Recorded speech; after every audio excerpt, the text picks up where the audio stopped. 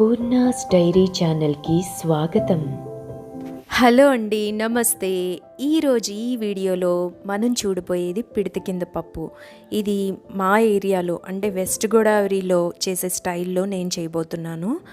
So ఇది చాలా టేస్టీగా ఉంటుంది అండ్ దీన్ని చూస్తే నాకు మెమరీ కూడా గుర్తొస్తూ ఉంటుంది. ఈవినింగ్ అయ్యేసరికి ఈ పిడత కింద పప్పు దొరికే బళ్ళ దగ్గరికి వెళ్ళి చక్కగా పొట్లాలు కట్టించుకొని అవి తింటూ కబుర్లు చెప్పుకుంటూ చాలా టైం స్పెండ్ చేసేవాళ్ళం. ఒక్కోసారి మాకు వీలు పడలేదు, టైం లేదు అంటే కనుక ఆ పొట్లాలని ఇంటికి తీసుకెళ్ళి ఇంట్లో టైం స్పెండ్ చేస్తూ తినేవాళ్ళం.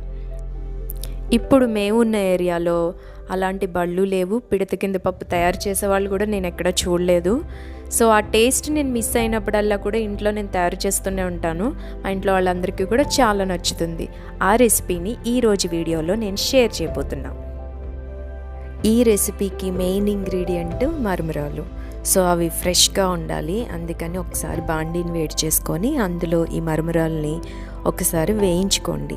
అది రెడీగా పెట్టుకున్నాక ఇప్పుడు మనం నెక్స్ట్ బజ్జీ తయారు చేసుకోవాలి.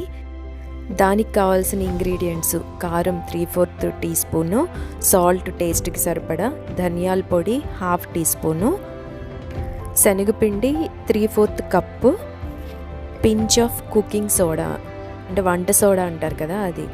ఇప్పుడు ఒక బౌల్లోకి శనగపిండిని ఫస్ట్ తీసుకోవాలి. ఇప్పుడు దీనిలో ఉప్పు, కారం, ధనియాల పొడి, తర్వాత కుకింగ్ సోడా అన్నీ వేసేసి దాన్ని చక్కగా నీళ్ళతో కలుపుకోవాలి. మనం బజ్జీ చేసుకోవటానికి ఎంత జారుడుగా ఉంటుందో అంత జారుడుగానే కలుపుకోవాలి. మరీ పలచగా కలుపుకోవద్దు, అలానే మరీ గట్టిగా కలుపుకోకండి. ఇప్పుడు నేను చూపిస్తున్నాను కదా, ఇలా మన కింద వదులుతుంటే ఆ టెక్స్చర్లో ఉండి అలా స్లోగా పడాలన్నమాట. ఇప్పుడు స్టవ్ మీద ఒక బాండిని పెట్టి అందులో డీప్ ఫ్రైకి సరిపడా ఆయిల్ని తీసుకొని వేడి చేయాలి. ఇప్పుడు మనం కలుపుకున్న పిండి ఉంది కదా, దాన్ని బజ్జీలాగా వేసుకోవాలి. వీటిని మీడియం ఫ్లేమ్లో పెట్టి వేయించుకోండి. ఇప్పుడు వీటిని గరిటెతో కింద నుంచి పై నుంచి కిందకి తిప్పుకొని చక్కగా గోల్డెన్ బ్రౌన్ కలర్ వచ్చిన తర్వాత వాటిని సర్వింగ్ బౌల్లోకి తీసేసుకోవాలి. ఇప్పుడు ఒక 1/2 కప్పు పల్లీలు తీసుకోవాలి. వీటిని కూడా ఆయిల్లో డీప్ ఫ్రై చేసుకోవాలి. అవి ఏంటంటే బ్రౌన్ కలర్, కొంచెం గోల్డెన్ బ్రౌన్ కలర్ వస్తాయి కదా, కొంచెం ఆ కలర్ వచ్చేంత వరకు కూడా వేయించుకోవాలి. సో ఇవి హైలో పెట్టి వేయించద్దు, ఇది కూడా మీడియంలో పెట్టి వేయించండి, లేకపోతే పైన కలర్ వచ్చేస్తాయి, టేస్ట్ అంత బాగుండదు.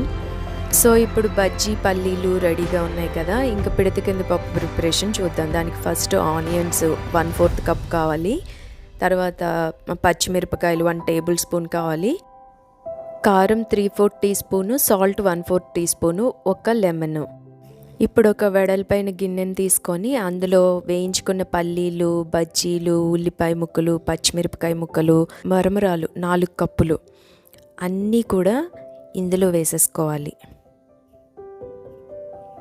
ఇప్పుడు నిమ్మకాయని ముక్కలుగా కట్ చేసుకొని ఆ 2 ముక్కల్ని కూడా దీంట్లో రసాన్ని పిండేసుకోవాలి.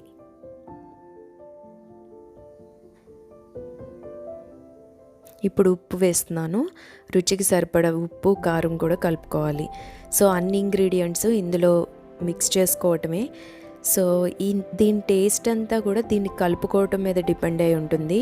మనం ఆ బజ్జీని చక్కగా నలుపుకొని ఆ మరమరాలు దాంట్లో కలిసేలాగా మంచిగా గట్టిగా కలపాలి. ఆ నిమ్మరసం, పచ్చిమిరపకాయ కారం, పల్లీలు టేస్ట్ అన్నీ మిక్స్ అవ్వాలన్నమాట. సో ఇంతే, ఇంకా ఏం లేదు. మరమరాల్లో ఈ వేయించుకున్న పల్లీలు, బజ్జీలు, ఉల్లిపాయ ముక్కలు, పచ్చిమిరపకాయ ముక్కలు, కారం, ఉప్పు, నిమ్మరసం వీటిని కలుపుకుంటమే మన పిడత కింద పప్పు.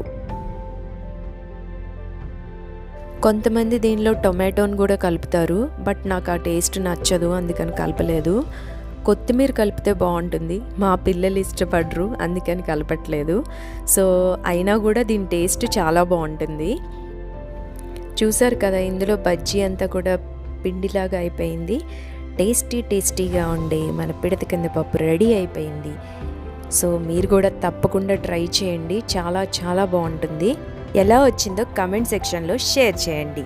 మరొక కొత్త వీడియోతో మళ్ళీ రేపు కలుద్దాం. Until then bye.